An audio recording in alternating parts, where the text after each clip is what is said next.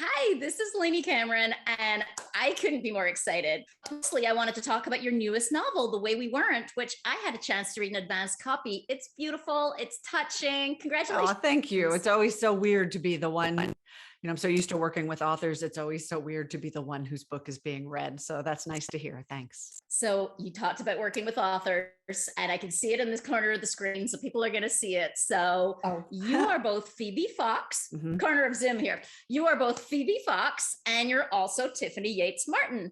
And we have actually worked together because you're a developmental editor who helped me with my book. On the But brilliant you're a exit strategy. writer who writes, thank you, who writes beautiful, touching women's fiction. I have so many questions for you. Like you and I are friends, but I have so many Yeah. questions for you about how you manage both of those things and how do you write great books, but also like switch off your editor brain, which we all struggle with. So this is going to be such a fun discussion. But let's start with your book. So The Way We Weren't, it's got a beautiful turtle on the front, which is very relevant to the book. Tell us about the book. Tell us a little bit. It's just coming out this week. In fact, it just released this week. That's right. It's called The Way We Weren't. As you said, it's about a woman who experiences a crisis in what has been a very happy long-term marriage and just kind of has a bit of a panic attack and freaks out, leaves everything, winds up passed out on the beach. And she's discovered by a sort of very angry, misanthropic older man. And reluctantly, he allows her to stay there to recover. And they form this very unlikely friendship in which both of them have to kind of examine some of it's women's fiction. So the secrets of their past and unresolved betrayals, I guess, and pains that they have not faced, and find a way to help each other do that. I loved writing it, actually. And I love that cover. So thank you. I think this is my favorite cover I've ever had. It's beautiful. I love it. And there were two moments in this book that were super memorable for me. And one you just touched on. She finds herself like driving to the beach, and next thing you know, she's on the beach the next day. And like, I just related to that idea that your life seems absolutely fine until the moment it suddenly isn't.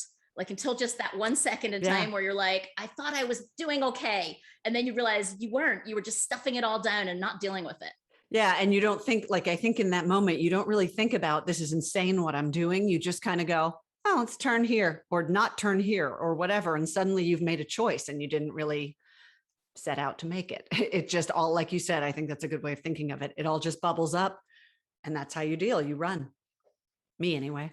And then I love the two characters, the old man who's kind of like an ornery old man character, and the main character, and how they both push each other out of their comfort zones.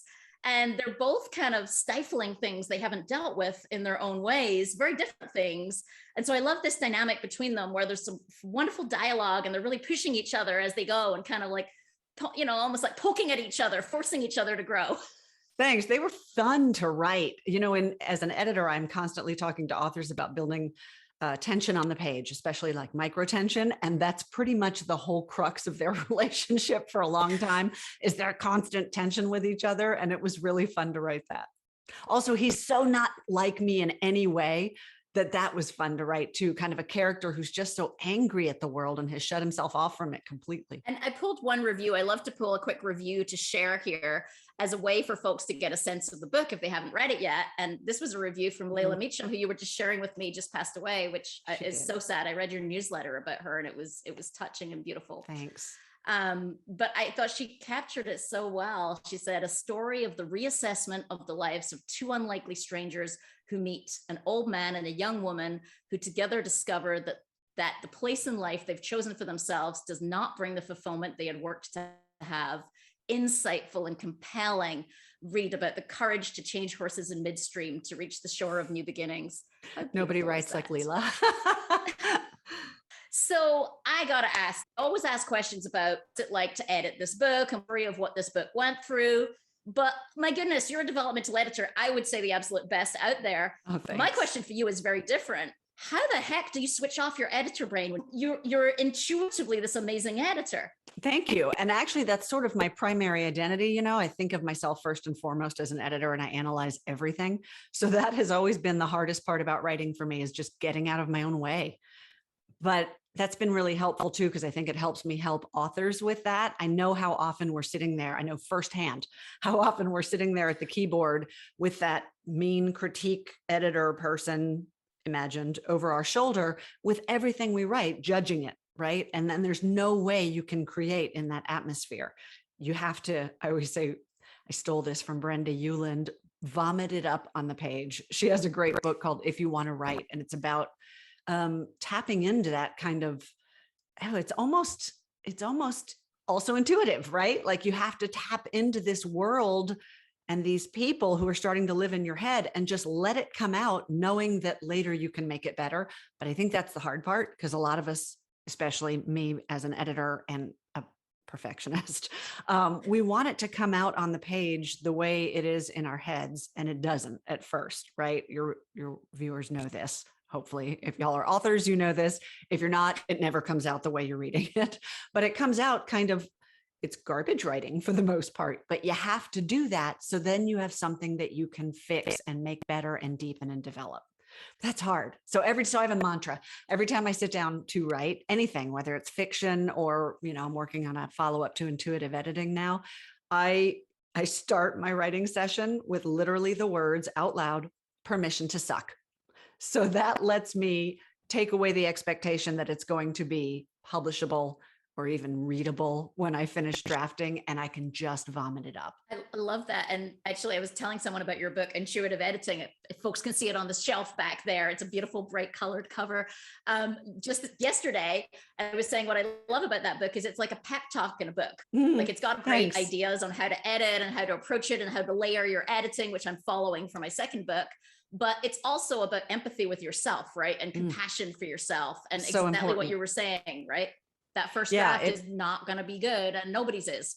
And if you're judging it, you're shutting down the very part of you that can create it. Nobody likes to be judged. I love that you have a mantra. That's beautiful. Yeah, I have several. Tell us them all. What are the other ones? So this one lives on my computer. I don't know if you can see it. It's from Michael Pollan. I read an interview with Michael J. Fox, and Michael Pollan, the food writer, is his brother-in-law.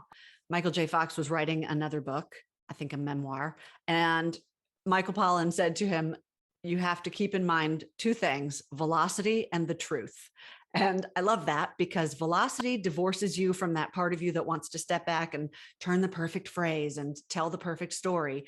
And the truth puts you in touch with that pure impulse of creativity that made you want to write this story in the first place. You can fix everything in post. That's what we said when I was an actor. Fix it in post. I love that. Yes. And I'm learning that myself. My first book was so different to my second with the process of how I'm going through it and giving myself permission to suck much more in the early phrases. Last time I spent so much time researching and fixing things that never mattered at the end. And it stops you from moving forward. Right. So are you finding this process to be easier this time or more straightforward, 100%. I guess? Yeah, no, 100%. Like, nobody ever has to see it till you're ready. That's the other thing I tell people. Until you want to show it to someone, this is your dirty little secret. I want to talk just a little bit more about The Way We Weren't. Like, tell me a little bit more about the inspiration. Well, I started writing this thing probably, more than a decade ago. And it was so different when I started. I always had the idea of this woman who fled everything in her life, always had the idea that she'd wind up passed out on a beach and this angry old man would pick her up. And that was about all I knew. And pretty much everything else in the book has changed since I started it. But I was just saying in an interview the other day that I think I had to live inside of some experiences before I could find a way to, well, first of all, figure out what would make somebody do that for both of them. What would make you shut, like in Flint's case, the man, what would make you shut off from everything and everyone in your life and live basically contained in your house, angry at the world? And for Marcy, what would make you run away from everything, including the man you have been with since you were 17 years old and happy with for most of that time? So I think I kind of had to live life a little bit before I could write that. And then when my husband and I met, we were older. I was 39 and he was 45. And it was my first marriage. And we had to immediately decide if we were going to have children. And that was a hard decision because I never knew for sure if I wanted them. I could go either way. But when I met the person I wanted to have them with, I was like, oh yeah, I kind of would like to have them with you. But I had never been married. I'd never even lived with anybody. And I wanted to have a couplehood. And he was 45 and he had thoughts about his age. And I thought, wow, this is an issue that could tear two people apart because it's not a do-over situation. You make your choice and you live with your choice. And Great. so I just kind of flew with it from there. Like, what if? That's the question we always ask, right? What if that became a make or break deal for a couple? And I love the way that you portrayed that, like, it's been simmering under the surface of their marriage for the longest time, right? Mm. And it's like, this is the way, to me, we live our lives, right? We just kind of stuff stuff down and deal with it and keep going. Until crisis forces us to deal with it. Yeah, Yeah. exactly. And you portrayed that so well. So Oh, well. thanks. So, okay, $1 million question I promised to ask. Phoebe Fox wrote this book. Tiffany Yates Martin is the best developmental editor in the world with awesome books. How did these two people finally get to become one? Because this is pretty recent that you've actually admitted or come out publicly that you're the same person. Yeah, less than a year. I've kept it separate this is my 6th novel. So I've kept it sort of on the down low for a long time. And my original reason, which is also true, is that I do identify primarily as an editor, and it is my heart work, right? It's my passion. And so when I work with authors, I never wanted them to feel that they came second to my own writing.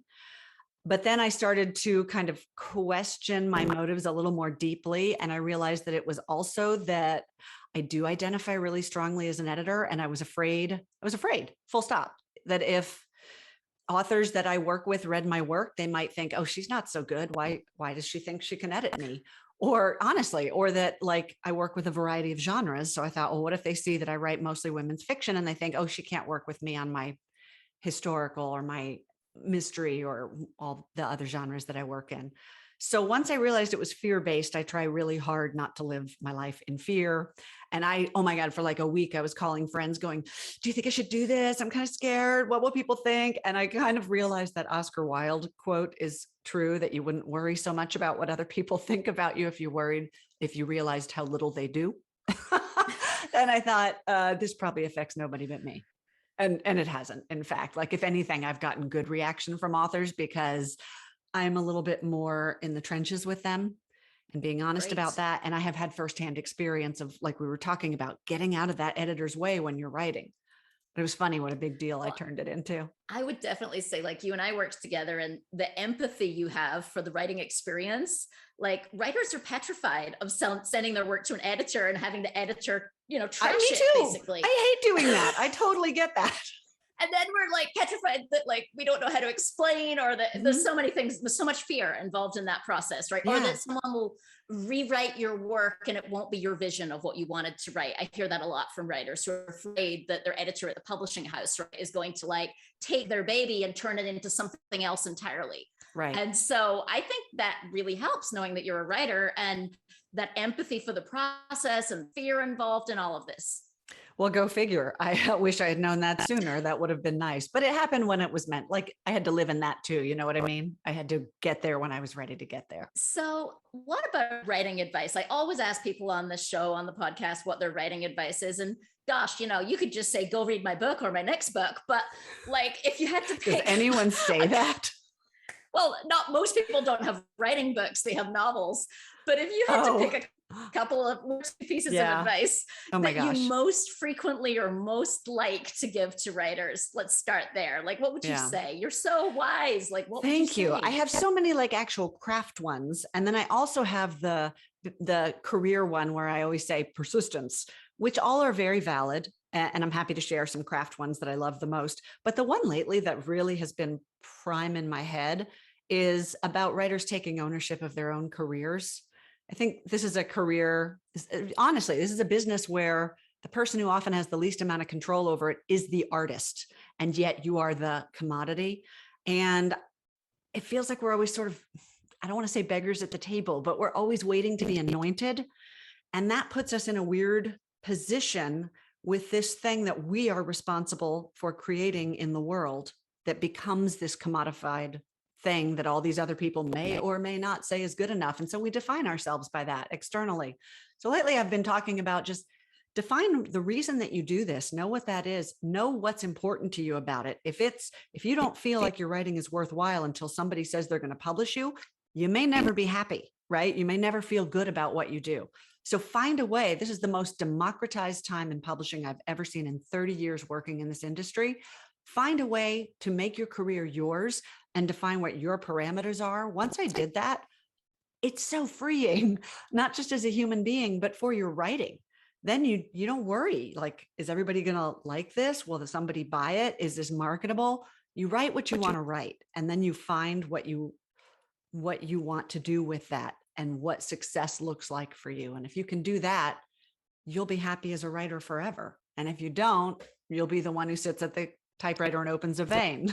And I love that because it's based on a couple of premise. You know, first is educate yourself and know the different paths, right? We're not like constrained to one path, and we're not constrained to one path forever is the really cool thing. Like you started and out no with one smaller path publishers is worthier inherently, you know, like I Right. think there is this bias about, oh, I don't want to go small press, or I started small press and then I went to traditional publishing, and I've also done indie publishing. You do the thing that gets your work out there. Isn't that what it's for? I love that. And the second is that you don't need to let someone else make the decisions for you, right? I think there's this weird power dynamic when people are querying agents, which I just think is like, as a business person, I think it's so bizarre that you would start a relationship, which is a partnership, with sending someone an email, and if they don't like you, they'll never respond. Like, that is not how we start business partnerships in general. Yeah, right. And so it's a weird, unbalanced, you know, please pay attention to me power dynamic that's supposed to transition into a partnership. Right. And so, yeah, I think people get stuck in this loop of feeling like they need someone to give them a yes, someone to give them a green light, to tell them make they're them worthy. feel good Otherwise, enough. they just stick in their chair and wait. Yeah. So we're always waiting for someone to tell us that we're good enough. What if we tell ourselves that? Like, think of the freedom of that. You know, I do this How Writers Revise feature on my blog where I get to talk to writers about their journey. And I specifically ask about setbacks and challenges. And a lot of them talk about how when they have lost publishing contracts or agents, they have never felt freer in their writing. They said they weren't writing to a contract. They weren't worried what anyone would think. And they were reconnected with why they started doing this in the first place, the sheer love of creation. Isn't that the truth? I'm in the opposite scenario where I don't have an agent and I'm not on contract, and I'm working on my second book, and I'm happy because I don't have an agent and I'm not on contract. Well, when all of us started, that's where we were. And presumably we were happy because we were doing this thing we love to do. And we didn't have an agent. We didn't have a publisher. And then it just changes. And we get into this mindset of defining our worth as an artist externally. I don't think we have to do that. Whether you ever get published or an agent or not, it has nothing to do with your worth and your enjoyment of what you do. Brilliant advice. So I always like to wrap up by asking people if there's anything I haven't asked you that you wanted to be sure to talk about today. I can't think of anything. You really, in a short period of time, you've covered a great deal of ground. I would encourage people that definitely you want to read Tiffany's editing books in addition to reading her fiction, and they are both going to bring something to you. If you want to follow Phoebe Fox as an author, it's going to be at Phoebe Fox Author on Instagram, phoebefoxauthor.com. And Tiffany on her website, that's weird, I'm talking about you like two different people. Tiffany on her website has amazing resources. Her newsletter for authors is so great. We were just talking a little bit, some of the things you featured. And then I love, like, you have guides on how to pick an editor and how to know whether your work's ready and that kind of thing. I found those so useful, and I am constantly referring authors to your guides on how to work out whether you're ready. And also, you've got another book coming. I'm working on one right now, intuitive character building. Ooh, love that one's fun. Love it. Yeah, that's my favorite topic. I'm a character editor. And I want to say thank you for the speech that you gave, the keynote that you gave at the Albuquerque conference. To give people a sneak peek, you talked about the whole concept of dealing with self-doubt and dealing with those little devils in our head. And so many people have told me they were inspired by that talk. Oh, thanks. That's nice to hear. That came from the heart. Trust me. I got a lot of those demons. Well, thanks so much for joining me today. This has been a fun chat. I love chatting with you, and I loved meeting you in person. And I'm so excited I get to work on your next book with you. I can't wait to read it. I can't wait for it to be ready, for it to be worth reading.